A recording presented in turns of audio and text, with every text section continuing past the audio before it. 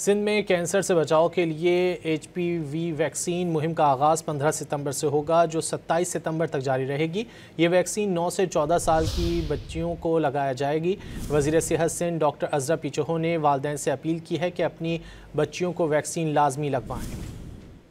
ان کا فرض بنتا ہے کہ وہ اپنے بچوں کو امراض کے بچاؤ کے ٹیکے لگائیں۔ ہمارے پاس ایک واحد ٹیکہ جو کینسر کے بچاؤ کے لیے ہے وہ ایچ پی وی کا ٹیکہ ہے۔